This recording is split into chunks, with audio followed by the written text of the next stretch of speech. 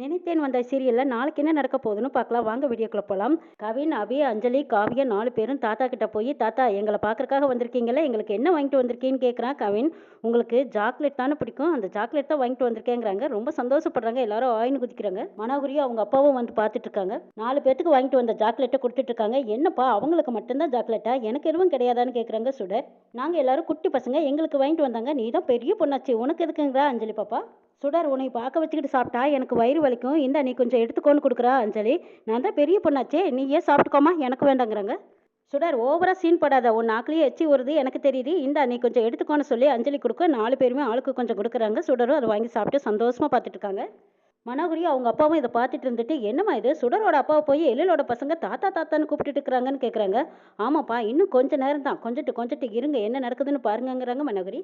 பாட்டி வராங்க. அடடே நீங்கள் எப்போ வந்தீங்கங்கிறாங்க. நான் இப்போ தான் வந்தேமாங்கிறாங்க.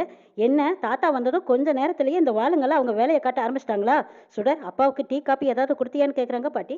நீங்கள் வந்ததில் எங்களுக்கு ரொம்ப சந்தோஷம், இருந்து இன்னும் கொஞ்ச நேரத்தில் ஃபங்க்ஷன் ஆரம்பிச்சிருவோம், நீங்கள் ஃபங்க்ஷன் முடிச்சு கொடுத்துட்டு தான் போகணுங்கிறாங்க. சரிம்மா, இருந்து பார்த்துட்டு போகிறேங்கிறாங்க சுடரோட அப்பா. அம்மா எழில் எங்கே போயிட்டாங்கன்னு கேட்குறாங்க. அவங்க மேலே ரெடி ஆகிட்டு இருக்கிறாங்க, இன்னும் கொஞ்சம் நேரத்தில் வந்துடுங்கப்பா, நீங்கள் வேணால் குழந்தைங்க கிட்ட விளையாடிட்டு இருங்க, எனக்கு கொஞ்சம் வேலை இருக்குது, நான் பார்த்துட்டு வந்துடுறேங்கிறாங்க. குழந்தைங்க தான் எங்கிட்ட ஜாலியாக விளையாடுறாங்களே, நான் விளையாடிட்டு இருக்கிறேன், நீ போமாங்கிறாங்க. எழிலுக்கும் மனோகரிக்கும் ஃபங்க்ஷன் ஆரம்பிச்சிட்டாங்க. நலங்கு வைக்கிறதுக்கு நேரம் ஆச்சு, வாங்க பெரியவங்க வந்து ஆரம்பிச்சு கொடுங்கன்னு கூப்பிடுறாங்க ஐயரு. நலங்கு வைக்க ஆரம்பிச்சிட்டாங்க. எழிலோட அம்மா, மனோகரியோட அப்பா இவங்க எல்லாரும் நலங்கு வச்சு முடிச்சதுக்கப்புறமா வந்த சுமங்கலிகளும் நலங்கு வைக்கிறாங்க. நலங்கு வச்சு முடிச்சதுக்கப்புறமா தாலி செய்யறதுக்கான தங்கத்தை கொடுங்கன்னு கேட்குறாங்க.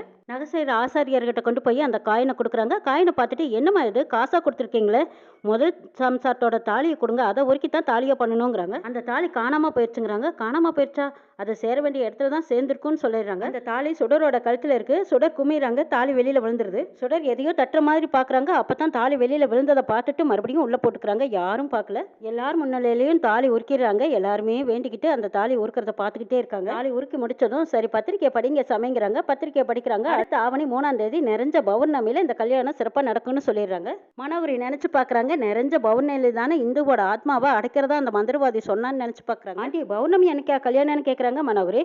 ஆமாம்மா, பௌர்ணமி அன்னைக்கு கல்யாணம் பண்றது எவ்வளவு சிறப்பு தெரியுமா, கிடைக்கிறதெல்லாம் பாக்கியங்கிறாங்க பாட்டி. ஆமாம்மா, வருஷத்துல ஒரு தடவை தான் இந்த பௌர்ணமி வரும், இந்த நாளில் கல்யாணம் பண்ணிக்கிட்டா நீங்க அமோகமா வாழ்வீங்கன்னு சொல்றாங்க ஐயரு. சாமி, அவ இன்னும் சின்ன பொண்ணு, அவளுக்கு இதெல்லாம் தெரியாது, நீங்க அடுத்து ஆக வேண்டிய வேலையை பாருங்கிறாங்க பாட்டி.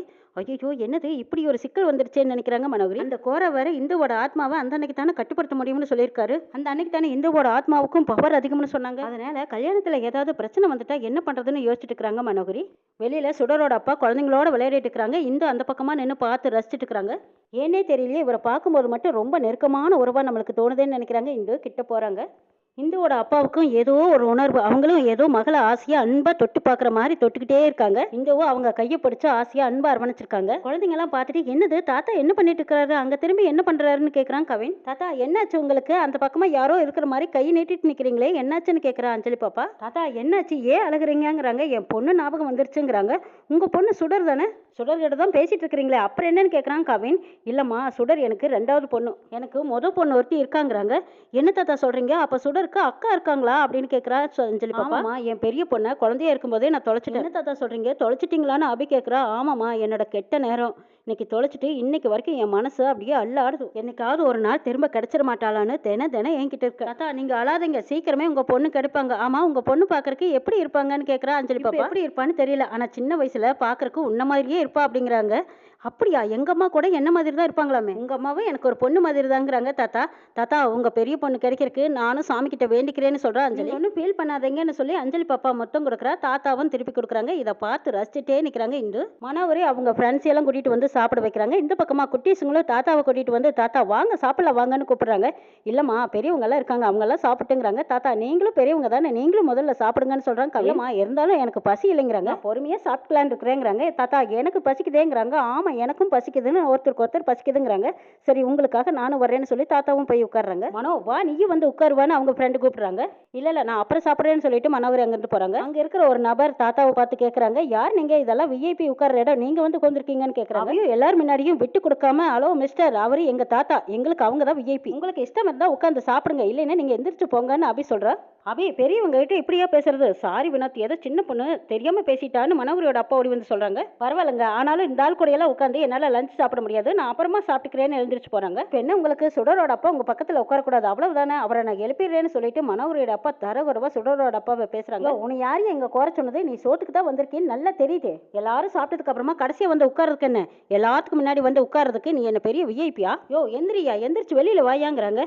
நானா வந்து சாப்பிட வரல, பசங்க தான் பசிக்குதுன்னு என்னையும் கூட்டிட்டு வந்தாங்கன்னு சொல்றாங்க சுடரோட அப்பா. பசங்களை சாக்காட்டிக்கிட்டு வந்து உட்காருது உனக்கு அசிங்கமா இல்ல? பசங்களுக்கு பசிட்டா அவங்க வந்து உட்கார்ந்து சாப்பிட போறாங்க, உனக்கு என்ன அவ்வளவு வக்கற? தாத்தாவை நாங்க தான் கூட்டிட்டு வந்தோம், பெருக்கு தேவையில்லாம தாத்தாவை திட்டுறீங்கன்னு கேக்குறான் கவின். கவின் எதுவும் பேச வேண்டாம், விட்டுருப்பா.